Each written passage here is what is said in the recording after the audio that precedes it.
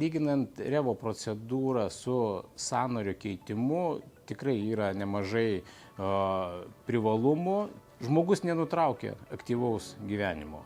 Po procedūros jisai gali toliau ir dirbti, ir vaikščioti, ir kas yra gerai, kad iš karto taikoma aktyvi reabilitacija, taikoma kineziterapija, stiprinami raumenys, raiščiai. Procedūra jinai yra neskausminga, iš tikrųjų nesukeliamas disbalansas, kas atliekama operacijos metu. Žinoma, tam tikrais atvejais operacija yra reikalinga. Jeigu sąnario pažeidimas yra didelis, jeigu pakitimai yra dideli, tenka ir operuoti, tačiau dažnai būna gretutinių problemų, dėl ko neišeina operuoti, dažnai žmogus būna neapsisprendęs, bijo operacijos.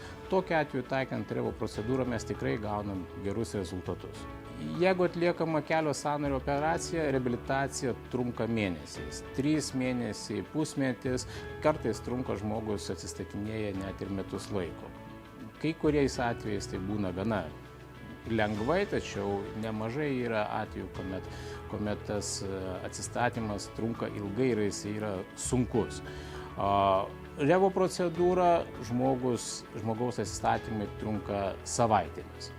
Per mėnesį laiko jau panašiai jaučiamas efektas, gyjimas trunka iki metų laiko, tačiau žmogus yra aktyvus, vaikšto, galima taikyti reabilitaciją, galima stiprinti raumenis, tai yra ženkliai greičiau kartais.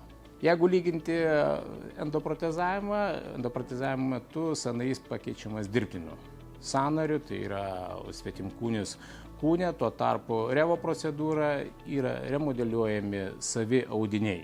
Tai išlieka tas pats savi audiniai, nėra svetimkūnio, kas žinoma irgi yra didelis privalumas.